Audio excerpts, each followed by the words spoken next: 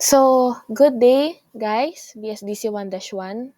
So, last time, hindi natapos yung discussion ko about my report kasi nga hindi kinaya ng time.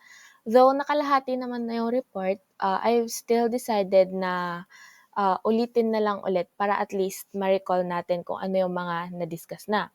So, I will be discussing the Chapter 4 of Women in Asia, which is about the women in the People's Republic of China and the challenges to this narrative that the CCP is the liberator of women, which will be further discussed later. So, this chapter will also be discussing women's status through political, economic, and social indicators.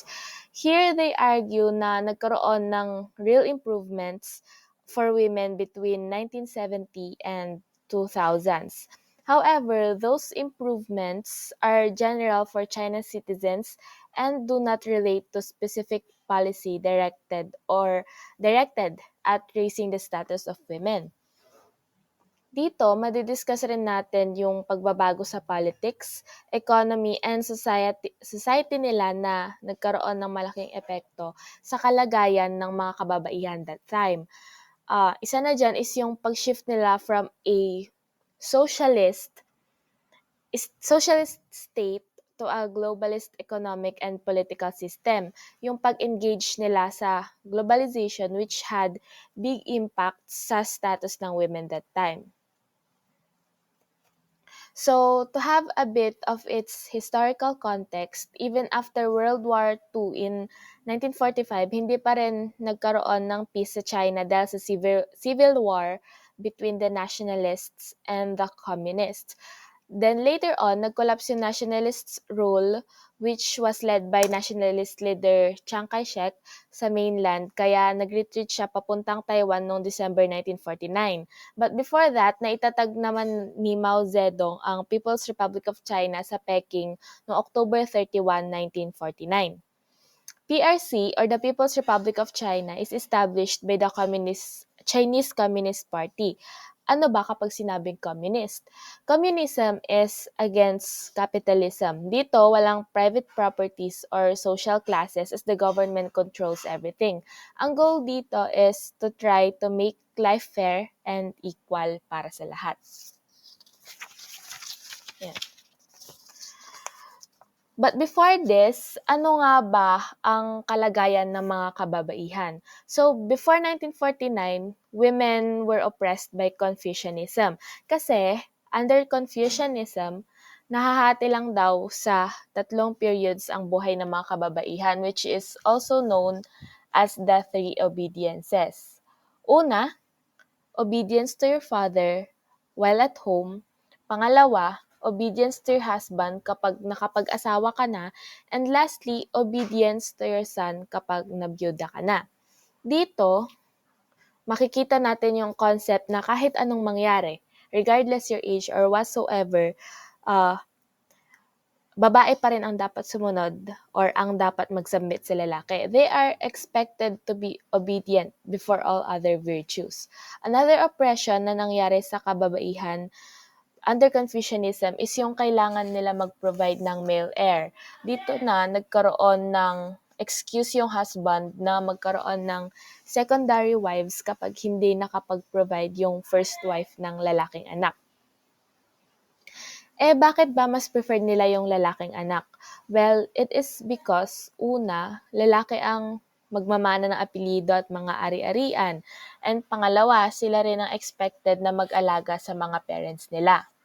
Another thing is that sa Confucianism kasi, ang bride ang expected na magbigay ng dowry sa pamilya ng groom. Sa mayang pamilya siguro, wala tong problema. Kasi nga, however, for poor families, this has become burden kasi nga halos problema nyo na nga kung paano kayo makakasurvive tapos dagdag pa sa problema nyo yan. Yung dowry kasi is parang form siya ng payment whether money, property, or goods na binibigay sa family ng groom before the marriage as a symbol ng pag-establish ng bagong buhay. Dahil dyan, nagkaroon ng more cases ng female infanticide or yung pagpatay sa mga sanggol na babae, tapos abortion kahit prohibited ang abortion sa Confucianism. So, ayan. So this chapter is divided into 12 parts which we'll be discussing one by one, but we'll try na mabilisan yung discussion para hindi siya masyadong time consuming. So, as I said earlier, nanalo ang CCP against the Nationalist Party. Then, dyan na nagsimula na i-apply ng Chinese Communist Party yung Marxist principles which revolves around the idea of class struggle and the concept of classless society where workers control the economy and the means of production. Mas lalo ring tumatag yung legitimacy ng pamumuno nila because of this notion na ang CCP ang siyang nagpalaya sa masa from an oppressive ruling minority. And para mas lalong paniwalaan at mapatatag yung notion na yan, inadapt and sinuportahan nila yung concept ng gender equality. Ayan, so nalate pala ako ng lipat ng slide. So, ayan. Prinomote at nagpatupad sila ng mga policies to support women's liberation habang inaatake nila yung pagiging patriarchal ng Confucianism. Ayon sa kanila, under daw sa leadership nila, nakalaya ang mga kababaihan mula sa kadena ng tradisyon, which is yung mga binanggit ko kanina na mga tradisyon under Confucianism. Sinamahan din to ng pagsunod nila sa Marxist maxim na ang pagiging malaya ng mga kababaihan ay magiging resulta ng paglaya ng lahat ng classes. Therefore, dito makikita natin na nangingibabaw pa rin yung national interest kaysa sa mismong gender interests sa People's Republic of China. Pero, totoo nga bang naging malaya ang kababaihan under PRC? Well, nagkaroon naman ng gender equality sa 1950 Constitution nila and then nagkaroon din sila ng marriage law noong 1950 which included the right of women na mag-initiate ng divorce based sa incompatibility or kapag di na nila bet na ituloy yung marriage. Before many Western countries yan. Kasi nga sa Western countries before, kailangan magkaroon muna ng offense ang isa sa kanilang mag-asawa para magkaroon ng divorce. Example, adultery, cruelty, etc. Then, on 1953, nagkaroon na din ng electoral rights ang karapatang bumoto at maihalal ang mga kababaihan equally sa mga kalalakihan.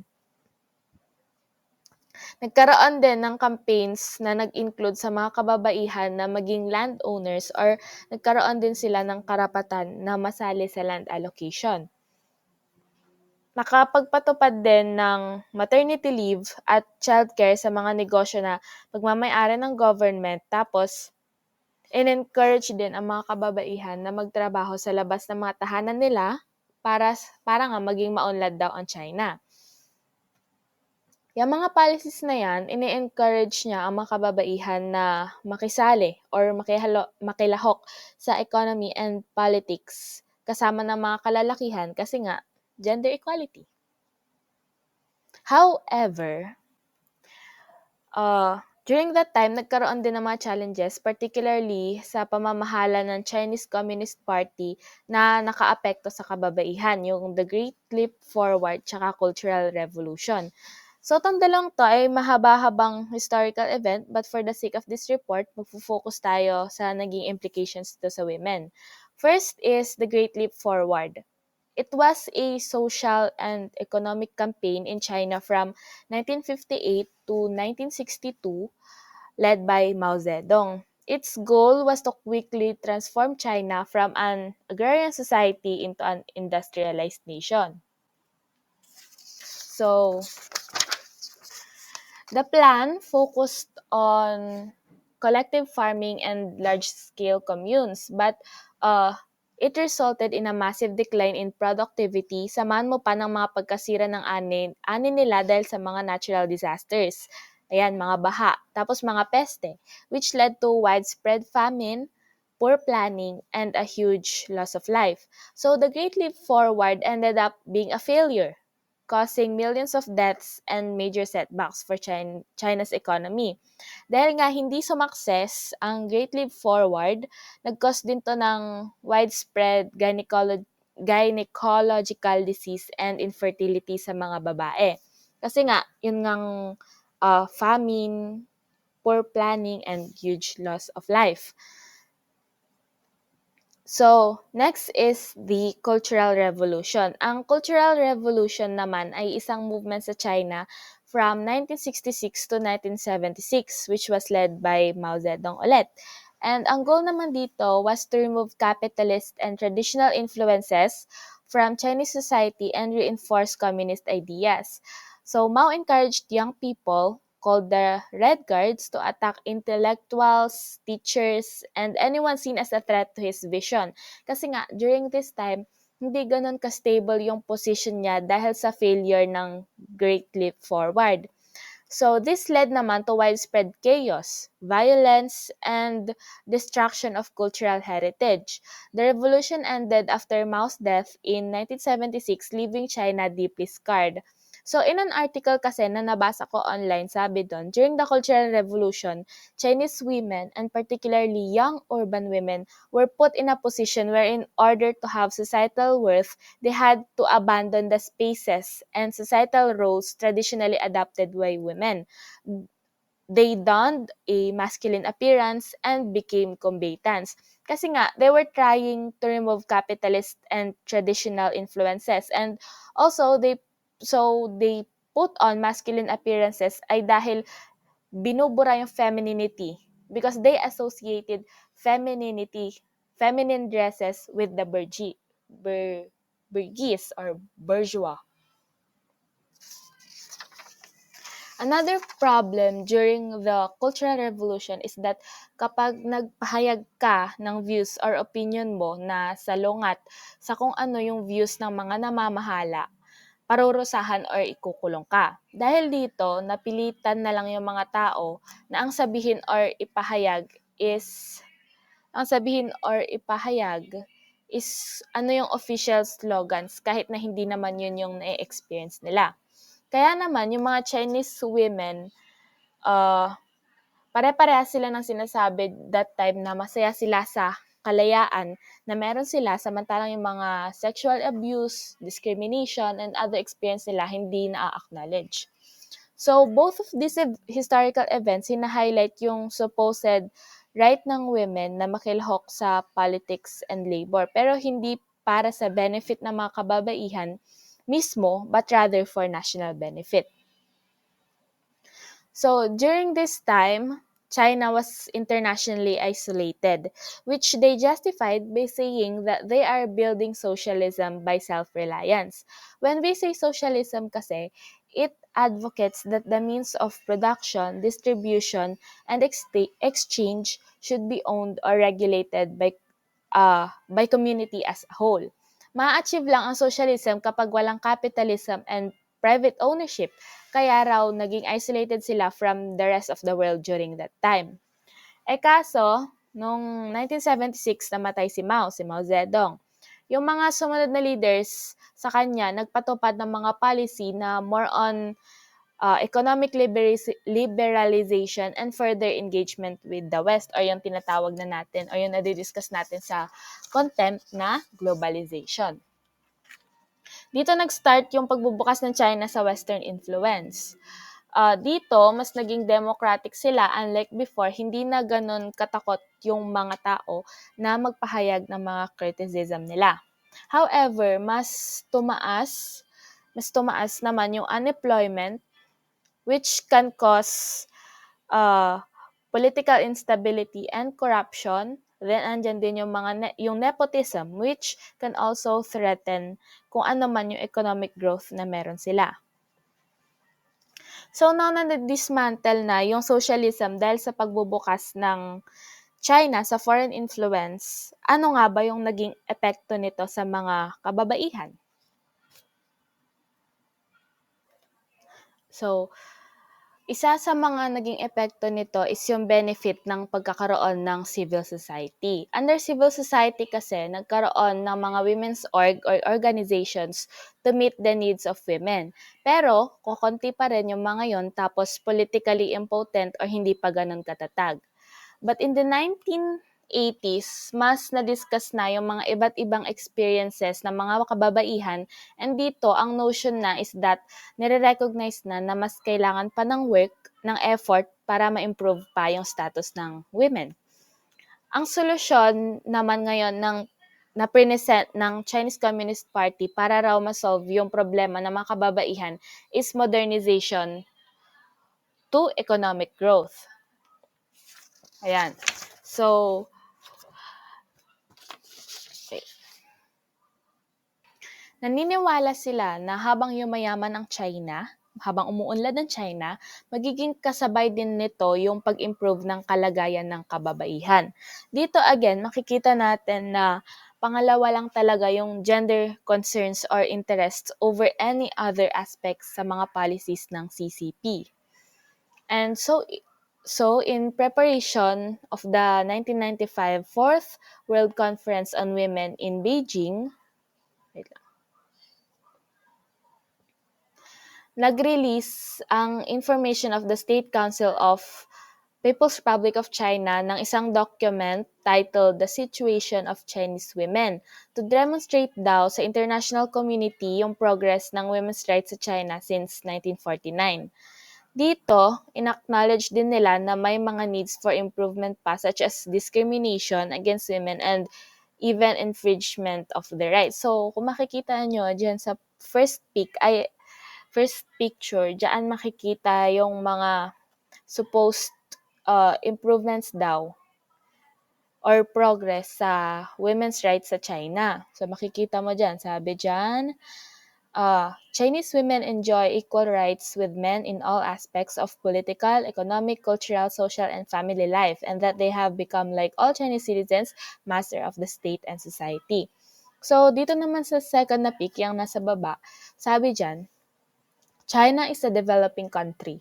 Owing to the constraints of social development and the influences of old concepts, the condition of Chinese women is still not wholly satisfactory. So, in this view, sinasabi nila na masasolve yung problema ng mga kababaihan sa China kapag na-achieve na nila yung pagiging developed status ng bansa nila. Kasi para sa kanila, yung gender equality is isa siyang luxury na natatamasa lang ng mga modern nation na tinalikuran na yung pagiging traditional. Therefore, kung tatalikuran yung pagiging traditional, kung magiging modern tayo, sila is magkakaroon sila ng gender equality. However, mas dumarami na yung mga kumukontra dito kasi nagkakaroon na ng mas diverse na kwento about sa buhay ng mga kababaihan sa China. So, modernization ba talaga ang solusyon sa problema nila? Another important thing na nangyari during the communist rule is the Women's Federation. Ayan. So, the All China Women's Federation, which was established in 1949, is an organization na tinatag ng CCP para i-promote yung aphorism or yung narrative na na-achieve na yung gender equality up to the 1970s. Dedicated din siya sa pagpapahayag ng mga government policies sa kababaihan and also para magpahayag ng mga concerns yung mga kababaihan sa government. So unlike women's org na alam natin ngayon, itong Women's Federation, hindi siya conceived as a feminist org, but rather siya ay kinikilala primarily as a CCP organization kasi yung mga executives niya ay appointed at binabayaran ng government.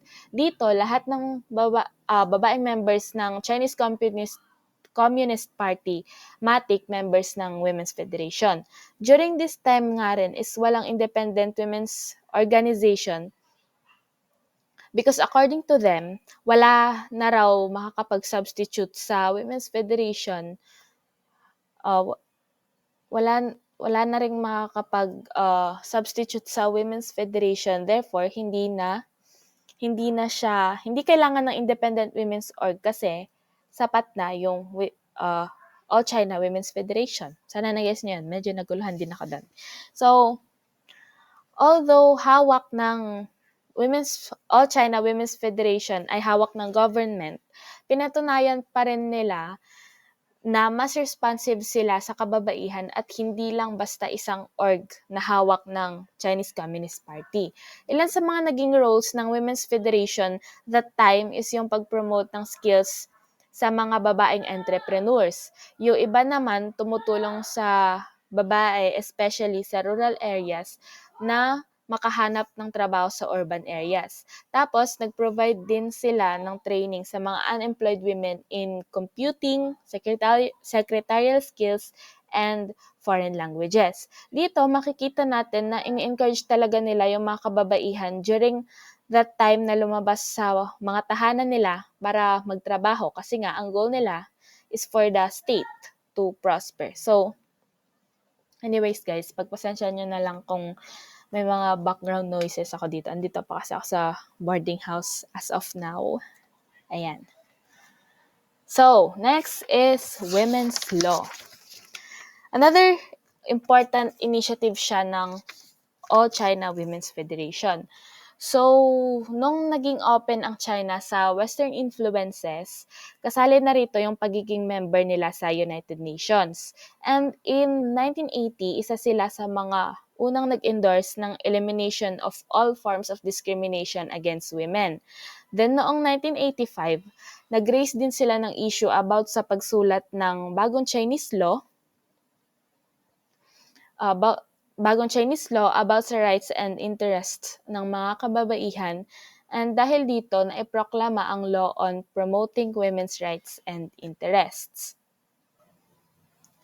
So, yung Law on Protecting Women's Rights and Interests is a document na pinagsama-sama lahat ng existing laws at constitutional provisions about women's rights, plus meron ding mga nadagdag na articles na wala sa mga naunang documents.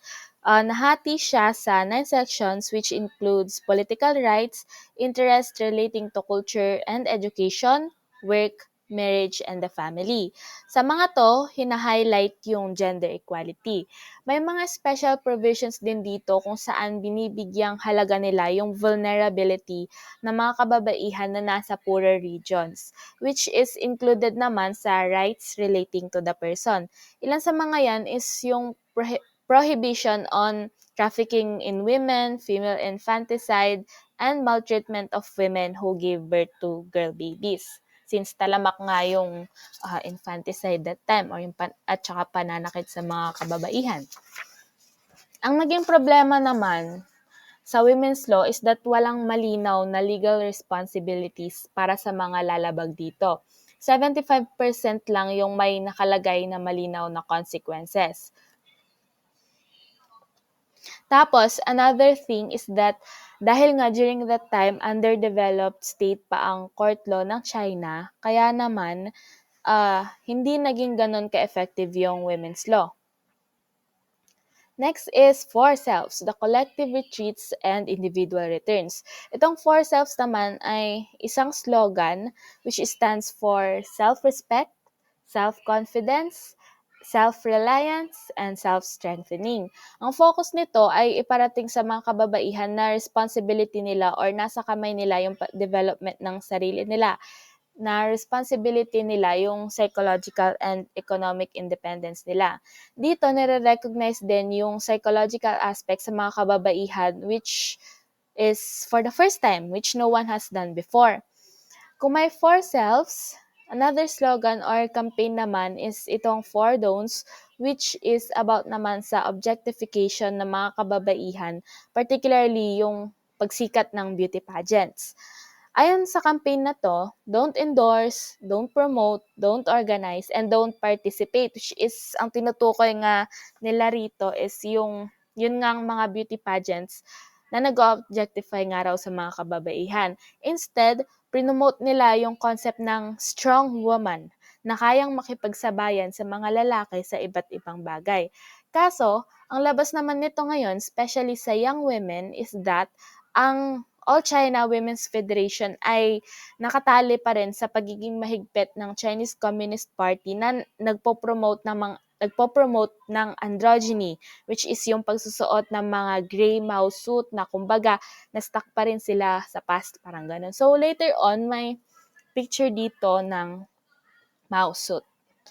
Kasi during this time, yung mga young women, mas naiimpluwensyahan na ng TV, advertisements, employment, tsaka peers nila more than by a campaign about self-confidence from All China Women's Federation. This has become challenge for the Women's Federation because if magpapatuloy yan, baka tuluyan na lang talaga silang maging part na lang ng past. And during this time, next is the politics in the communist state. So during this time, ang politika sa PRC ay hawak lang ng Chinese Communist Party. Meaning, kapag involved ka sa politika, ibig sabihin kasali ka rin sa Chinese Communist Party. So their highest ruling body sa party structure nila ay ang Standing Committee of the Politburo, kung saan 3 babae ang naging full members. And that sila rin ay asawa ng 3 pinaka-powerful na lalaki sa government. Aside from them, of course, may mga naging alternate members ng Politburo, and isa na rin doon si Chen Muhua na naging president ng All China Women's Federation. So ayan sila, sino? Si Jiang Qing, Ye Chun, tsaka si Deng Yichao. Sila ay asawa ng mga leaders that time. And si Chen Muhua, which, gaya ng sabi kanina, naging president ng All China Women's Federation. So, meron din tayong ditong data na nandun sa readings na nagsasabi na pinakamataas ang percentage ng babaeng members sa Politburo during Cultural Revolution or nung panahon ni Mao Zedong, which is, 10.5% noong 1969 versus 4% noong 1982 and 0% noong 1977, 1987, and 1982. So the same goes with the percentage of members, women members of the Central Committee of the CCP. Now, if i-compare natin yung percentage ng mga taon ng Cultural Revolution, which is 1966 to 1976, sa mga sumunod na taon, which is during the period of liberalization na, or after magbukas ng China sa foreign influences, makikita natin yung pagbaba ng bilang ng mga babae sa kapangyarihan. Meaning, mas mataas yung percentage ng mga babae sa kapangyarihan nung bago pa magkaroon ng liberalization.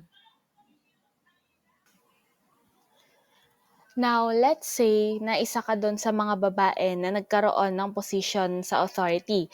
Usually talaga, ang magiging work mo ay malapit sa Women's Federation, though it is really not a bad thing. However, dito kasi parang ini-imply na as a woman, you're expected to only be limited sa women's political work. Na kumbaga, dyan ka lang, hindi ka na pwedeng makialam pa sa ibang realm or field ng politics. Then women in the National People's Congress are also often expected to represent minorities, which implies na since nasa minorities nga lang ang mga kababaihan, is exceptional yung status nila na hindi sila magiging threat sa posisyon ng mga kalalakihan. Dito nakikita sila bilang kabilang lang sa minority rather than someone na may political career ambitions rin tulad ng mga lalaki. Now, if may mataas na position ka man, maa-allocate ka naman dun sa mga tinatawag na soft issues tulad ng education, health, and culture, which somehow may kinalaman pa rin sa women's affairs. Then, later on, yung experience mo pala sa mga areas na yan, hindi pala siya may tuturing na real experience. Kumbaga, extra lang siya rather than earners para makaangat ka pa sa posisyon. Compared sa mga kalalakihan na ang experiences nila is prestigious kasi nga sila yung na-assign sa mga industry or agriculture na nagpapatunay na meron silang economic and management skills. Dito makikita na kahit na pinapayagan ang mga kababaihan na magkaroon ng pwesto sa pamahalaan, nililimitahan pa rin naman kung hanggang saan lang sila pwede. Then nagkaroon din ng quota system kung saan nga may certain na bilang lang dapat kung ilan yung mga babaeng magkakaroon ng pwesto sa party and local councils. Dahil sa quota na to, hindi sila directly nakikipag-compete sa mga lalaki sa election. Nakikipag-compete sila sa ibang mga babaeng candidate para makapasok sa quota na yon. Yan. So, Pero later on, nagkaroon ng liberalization sa political realm and natanggal yung quota system kaya nagkaroon na ng direct competition between men and women candidates. So next is problems for paid employment. So again, naniniwala ang CCP na naniniwala ang CCP na ang paid employment ay isang mahalagang hakbang para ma-improve ang status ng mga kababaihan. Kaya naman, noong 1950s, karamihan ng mga babae kasali sa rural workforce, and by the end of the Great Leap Forward, estimated 3/4 ng mga babae sa rural areas ay nagtatrabaho sa labas ng kanilang tahanan. However, later on, naging malinaw na ang mga babae is tinatrato lang as auxiliary force. Meaning, kapag may kakulangan sa mga labor or manggagawa, ini-encourage sila na magtrabaho. Tapos kapag hindi na sila ganun kakailangan or pag wala ng kakulangan, dead ba?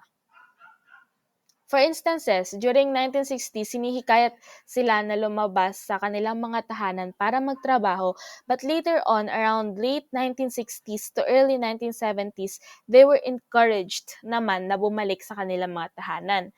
And dahil nga sa pagdismantle ng socialism sa China, kasabay din nito yung pagkawala ng mga trabaho which led para maging major problem ng China ang unemployment. Tapos, naiisip nilang solusyon dito ay tanggalin ang mga kababaihan sa workforce. So, isa sa mga factor na nakaapekto rin sa employment nila is yung pagkakaroon ng mga private sector at pagkakaroon ng mga foreign companies. Itong mga foreign private companies kasi na to is ang main goal nila is profit talaga, and in order to increase their profit, i-reduce nila yung operational costs nila, which involves cutting jobs, resulting in massive redundancies or yung malakihang pagtatanggal ng mga trabahador. At bilang mga auxiliary workers nga, women yung nagiging pinaka-apektado dito. During that time, they represented 70% of the urban jobless population. However, kahit may trabaho ka, let's say hindi ka kasali dun sa mga natanggal, hindi rin naman ganun kaganda yung condition mo. Una, as a woman, yung mga protection and rights na meron ka before may not be necessarily available sa mga private sectors. For example, hindi sa lahat ng private sectors guaranteed yung maternity leave. Second, many of the rights na na-establish ng Constitution at ng Women's Law, given na undeveloped pa nga yung kanilang legal system, is ini-ignore ng mga foreign and local employers since private nga sila. An example of discrimination against women is the case in 1994 kung saan yung isang office sa Shanghai, yung Post Office Telegraph Bureau, mas pabor sila sa pagre-recruit ng mga lalaki. However, hindi to isolated case kasi sa survey na sinagawa ng All China Women's Federation, 75% ng employers mas prefer mag-hire ng men. Minsan, para sa mga babae, nagre-require sila ng 12% higher grades compared to male. Kumbaga, mas mataas yung standard na dapat abutin ng mga babae para lang matanggap sila sa trabaho na parehas lang or baka nga mas mababa pa sa mga lalaki. Argument naman ng mga employer, kasi daw mas mahina ang mga babae compared sa mga lalaki, and kapag ang babae raw kasi kinasal, hindi na sila fully devoted sa trabaho nila, and kasi raw ang mga babae need ng maternity leave and kindergartens, which is expensive daw. And dahil nga nahihirapan ang mga kababaihan na makahanap at makatagal sa trabaho nila, mas nagiging vulnerable sila sa exploitation. So, women in China earn less than men, and during the last decades, malaki yung gap sa pagitan ng mga wages nila. The reason for this is that Ang mga babae kasi, they were concentrated sa mga jobs na mababa yung pasahod. This is because sa mga lower paid jobs na to, hindi sila gaanong nadi-discriminate. At the same time, wala rin silang choice kundi magstay doon since nahihirapan nga sila makapasok sa higher wage industries. So much of these women na to is also migrants and sila ay nagtatrabaho mostly sa production ng mga electronics, textiles, clothings, and automobile components para sa export markets kung saan mababa nga yung sweldo. Not only women na nagtatrabaho sa mga industries, pati yung mga nasa agriculture is apek- apektado apektado rin in this age of liberalization since yung mga kalalakihan nagpupunta sa cities para humanap ng trabaho mas mataas ang sweldo, naiiwan yung mga kababaihan to do this agricultural work which is nagiging feminized na siya and itinuturing na lang na domestic chore. So ayun, despite what the government's been saying about gender equality, isa pa rin yung workforce sa mga fields kung saan pinaka nahihirapang pumasok ang mga kababaihan. Kung makapasok man sila, andun naman sila sa mga mababa ang sweldo, hindi secured, and mostly, yung mga nagiging trabaho nila is yung mga nakalink pa rin sa feminine skills, gaya ng health tsaka welfare. So, for example, si Shen Hong sa Still Life, ano bang work niya? Hindi ba nurse? So, here we can see na women workers remain highly vulnerable and undervalued. So, during this time rin, naitatag sa mga kababaihan yung responsibilidad ng pag-control sa population para ma-ensure na maaabot yung goal na national development. Kung saan, ang naging victims naman dito ay mga babae rin, mga nanay, mga bata, or mga sanggol. Before kasi, tinuturing yung malaking population as a precious resource para sa pag-unlad nila. However, nung bandang 1970s na, nagkaroon na ng notions na the more is not merrier. Na kumbaga, yung mabilis na pagdami ng population is nakakasagabal lang sa pag-unlad ng buhay nila. Ang main methods ng contraception that time, which is IUD and sterilization, implies na ang contraception ay dapat concern ng mga kababaihan and also hindi lang siya by choice or individual matter kasi nga may pake ang government regarding that matter. Kumbaga minamandohan ka ng government kung anong gagawin mo sa katawan mo, kung gusto mo bang magkaanak, kung ayaw mo bang magkaanak or what. Both because of IUD and sterilization, nagkaroon ng power ang mga medical practitioners sa mga kababaihan, uh, in a sense na nire-restrict nila yung mga katawan ng mga kababaihan. Moreover, hindi pa kasi ganon kalala yung cases ng HIV/AIDS sa kanila that time, kaya naman hindi pa gaanong ini-encourage ang paggamit ng condom for men. Bakit nga ba kasi mataas yung paggamit ng contraception?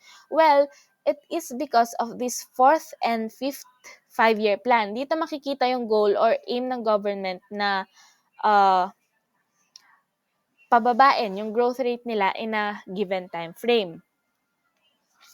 Ay, yan. And so to promote these goals or aims, nagkaroon sila niyang later, longer, fewer policy. Kung saan dapat mas late ka magpakasal, longer yung age gaps ng mga magiging anak mo, and dapat daw fewer ang anak mo overall. Ika nga nila, 1 is good, 2 is alright, and 3 is too many. So kung mapapansin natin, no, yung China, mahilig sila sa mga slogans na ganyan. Sa mga slogans, sa mga policy, ganyan. So they were so serious and hands-on with this goal because throughout 1970s, libre ang contraception. May paid leave para sa mga babaeng mag-undergo sa sterilization, IUD, or even abortion procedures. So pinopromote talaga nila yan. So sumakses naman sila sa goal na yan, and aside from that, na-reduce din nila yung maternal deaths in childbirth.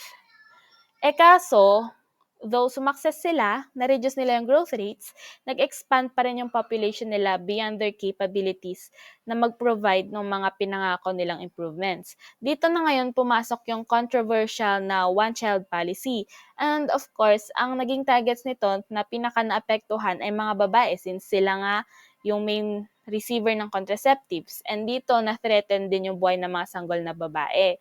By the mid-1980s, naging malala yung measures na ginagawa nila para lang ma-implement at makasunod sa policies na to. Merong mga nai-report na forced sterilization, mga sapilitan na IUD insertions, and even forced abortions. Kahit third trimester na, pinapa-abort pa rin, especially kapag nalaman na babae yung baby. So, since na-mention na nga natin na mga baby girls ang pinaka-affected dito, ano na nga ba yung nangyari sa kanila? So, isa kasi sa mga factor na naging ugat ng oppression sa mga babae during one-child policy, kahit somehow successful siya, is yung culture nila na mas preferred ang anak na lalaki. Dahil dito, dumami yung reports ng pagpatay sa mga sanggol na babae. Mga babae na ina-abuse ng asawa tsaka mga in-laws kasi babae yung pinanganak niya. And even yung mga pinapanganak na babae na hindi nire-report or mga underreported para lang hindi malaman na nagkaanak na, tumaas din. So, ang action na ginawa nila para i-counteract yung nasabing abuse is they posted bills na nag-e-explain na yung tatay ang nagde-determine ng sex ng baby and even posters of ideal families ang nakalagay na anak is babae para i-encourage ang mga tao na girls are real children. So, ayan, makikita nyo din sa mga picture, babae yung anak. Sa mga may hirap naman na pamilya, of course, they face the same struggle.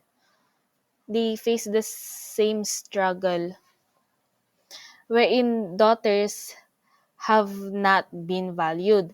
Since sa lalaki napapasa ang mana, lalaking anak ang nagpo-perform ng mga rituals and nag-aalaga sa magulang. Then during hardships and starvations, anak na babae ang unang iniiwan or ibinebenta, and of course, the practice of female infanticide. Another implication caused by one-child policy is the decline in the number of girls compared to boys in the marriageable age. Dahil dyan, nagkaroon ng scarcity of marriageable women. Nag-result yan sa pagtaas ng mga reports ng krimen ng pagdukot at sapilitan na pagpapakasal sa mga kababaihan. Karamihan sa mga gangs na nandudukot sa mga babae, target nila yung mga transport hubs kasi nandun yung mga rural girls na umalis sa mga tahanan nila in search for work. Once na makidnap sila, binibenta sila sa mga lalaki as brides. And once na magkaanak daw sila, parang tatanggapin na lang nila yung fate nila na yon. So magpapatuloy ang problema na yan habang nadadagdagan yung bilang ng mga lalaki na marriageable age compared sa mga babae dahil nga sa one-child policy. So the All China Women's Federation has been educating rural women about the new dangers of abduction and forced marriage. So yeah. So dumako naman tayo sa kalagayan ng mga kababaihan in terms of education. So in the 1950s and the 1960s, the Chinese Communist Party embarked upon major campaigns to eradicate illiteracy bilang parte nga ng commitment nila sa pagpapalaya sa masa mula sa oppression and ignorance. And ang naging major focus nila rito is mga kababaihan. Kasi nga, in old China, 9 out of every 10 women ay illiterate. Kaya naman 3 nationwide illiteracy drives ang isinagawa and as many as 1.6 million women ang natutong bumasa at sumulat. The education of women has received particular and rapid growth. Pero of course, hindi completely na-eradicate yung illiteracy sa ibang community as it remained endemic. And there is evidence na mas nahihirapang maka-access sa schools ang mga batang babae compared sa mga lalaki. Tapos isama mo pa yung mga pagkakaiba between urban and poor rural areas. Another thing na nag-cause ng major na pagbabago sa education system ay yung Cultural Revolution kung saan pinasara nga ang mga eskwelahan. Then, nung nag-open na ulit ang mga paaralan in the 1970s, nagkaroon ng mga pagbabago gaya ng pag-reduce sa mga mabibigat na political content, nagkaroon ng national entrance exams, mga fees, and nagkaroon rin ng support from private sectors. And by 1985, mga students na ang mag-a-apply for jobs rather than be allocated by the state. Yung mga pagbabago na yan sa education system, nakaapekto siya sa mga kababaihan, particularly sa employment and social position nila kasi nag-increase yung dropout rates among girls, lalo na sa rural areas since mayroon na ngang fees. Tapos, nahirapan din silang humanap ng trabaho under the open job market kasi nga, mahirap para sa mga babae during the time na makipag-compete with men, lalo na if scarce or limited yung resources. Mas mataas ang employment sa mga tao na primary education lang ang natapos and mas maraming babae ang nasa category na yan compared sa lalaki. Isama mo pa dyan yung prejudice against women dahil sa pagsasawalang bahala ng policies nila sa mga kababaihan. Example kanina is yung hindi guaranteed na maternity leave sa mga private sectors dahil nga sa goal nila na modernization. So, ayan. So, mayroong evidence na pinagkaiba or evident yung pinagkaiba ng status ng mga kababaihan sa mga rural and urban areas in terms of accessibility na education. Sa cities, so bali ang sinasabi lang dyan sa slide is sa cities kung saan mas successful ang one-child policy, mas mababa yung discrimination against daughters na nag-aaral. Since kapag isa lang ang anak mo, of course, you'd want the best for him or for her. Gusto mo he or she had the best education. Whereas sa rural, countrysides, dahil sa economic liberalization, mas maliit na yung family sizes, kaya naman yung labor na ginagawa is nakakonsentrate na lang siya sa mga anak, sa isang anak, for example, which are mostly mga babae. Dahil nga sila na lang yung aasahan sa maliit na pamilya na yon, sila na yung nasa handicraft industries, sila na yung nag-aararo, sila na yung nagpapastol ng mga alaga, tapos sila na rin yung gumagawa ng karamihan sa mga household chores habang yung kanilang mga nanay nasa local factories na nag-work. Isama mo pa dyan dahil nga sa pagtaas ng bayad or fees sa school, especially nung period of reform, kasabay ng mga gastusin ng rural families sa household, of course, ang una nilang ika-cut off dyan is yung education ng mga anak nilang babae. So in this data, makikita natin yung sinasabing difference sa urban and rural areas. So, Shanghai is a city kung saan 51% ng mga primary schoolers ay babae compared sa Yunnan and Qinghai, which are both provinces kung saan mas mababa yung percentage ng girls. So, ayan. So, we're down to the second to the last part of this chapter. So, ngayon, if you were lucky or privileged enough to have access sa higher education, you would have participated in a dramatic shift in academic work during the years 1970 to 2000s.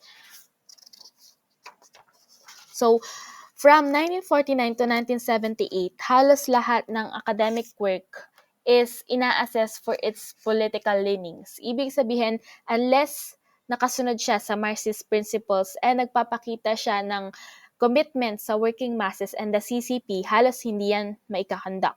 Then, noong 1970s, lifted na yung restraint na yan and women's history was among the new areas opened. So, pinamunuan yan ng All China Women's Federation. Nag-sponsor sila ng malaking research project about sa history ng women's improvement from 1919 to 1949, which is before pa ma-establish ng CCP ang People's Republic of China. It was considered as a breakthrough kasi it opened the Chinese Communist Party's liberator narrative into questions. Is it really CCP na nagpalaya sa mga kababaihan? Is there any women's movement before them? Nag-result din ng pagkakaroon ng publications and of course, the establishment of the Institute of Women's Studies in 1983. Then after niyan, nagkaroon na rin ng mga tertiary institutions around the country. Then si Li Xiaojiang, a Chinese scholar, hindi kasi ako makahanap ng pictures niya online. Kapag sinesearch ko kasi is madaming pictures na lumalabas. In-establish naman niya yung first non-governmental women's studies sa Zhengzhou University, which is yung nasa slide, sa Henan Province, which remains a foremost center of activity for women's studies sa China. It is also important to note that, unlike Western countries, yung pagkakaroon ng women's studies sa China, hindi siya resulta ng feminist movement, but rather, ito ay mula sa attempt ng mga liberal women na nasa government orgs to reobserve, rethink, and to redefine the liberation of Chinese women. So, rather than claiming or appealing for equality, ang goal ng women's studies sa China ay para ipalaganap or patunayan yung equality na tinatamasa ng mga kababaihan supposedly from the law na na-establish ng Socialist Revolution noong 1949. And ayon din sa chapter na to, eventually raw matatalo raw ng women's studies yung CCP narrative about gender equality and women's rights. But for now, patuloy pa rin namang lumalabas sa mga studies na nagkaroon talaga ng equality para sa mga kababaihan for the first time through the 1950 Constitution after maupo sa kapangyarihan ng Chinese Communist Party. Therefore, hindi pa niya na-challenge itong narrative na ang Chinese Communist Party ang nagligtas at nagpalaya sa mga kababaihan ng China. And another thing that makes women's study in China different from that of the Western feminist movement is that hindi siya naniniwala or nire-reject nila yung concept ng equality-based feminism. Because according to scholars like Li Xiaojiang, ang labas kasi na equality-based na feminism is that lalaki pa rin yung nagiging yardsticks or sukatan kung ano yung difference na meron ng babae. Kumbaga, bakit kailangan maging kapantay namin ng mga lalaki? Ganun. So, because for them, feminism asserts and celebrates kung ano man yung femininity na meron sila. They acknowledge na meron silang difference sa lalaki. They assert that they have the right to be feminine. So this has become the central to women's studies. Because during the early 1970s, ang suot ng mga babae is yung shapeless, drab mousesuits na parehas lang sa mga lalaki or kumbaga androgynous. And wala rin silang suot na cosmetics kasi nga, that time, kinoconnect sa pagiging burgis yung feminine na dresses and it was demonized. Kapag lumabag ka sa androgyny na yan, considered siya as politically dangerous and morally reprehensible. And sa pamamagitan ng pag-embrace sa femininity ng mga women's studies activists, pinapakita nila na nire-reject nila yung pinopromote ng Maoist state na pagiging masculine na ideal for women.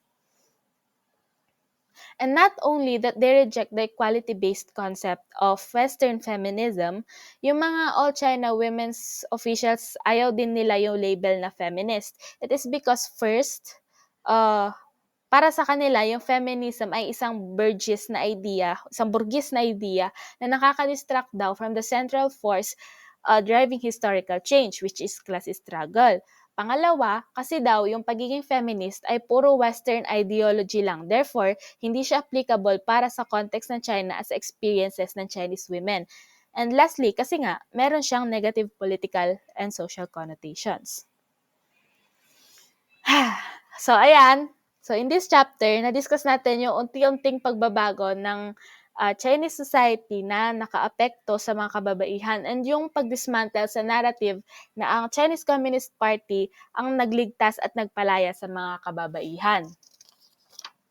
Na-discuss din natin dito yung mga challenges na kinakaharap ng mga kababaihan during that time, particularly yung discrimination against them sa politics, workplace, and even sa society and culture under oppressive policies such as the one-child policy. Samahan pa natin yung shift nila from a socialist socialist state into a global economy na nagkaroon din ng implications sa mga kababaihan. So as we see China today, maunlad, mayaman, isa sa mga pinaka-powerful na bansa, but if we look closer, bago nila yun ma-achieve, marami rin silang mga challenges na kinaharap. And if China nga na humarap or patuloy pa rin humaharap sa mga ganyang problema, ano pa kaya sa mga mas mahirap na countries, di ba? So, ayan. Xie, thank you. So, this is Alec Natasha C. Padres. Yan na ang ending ng aking report. Thank you so much.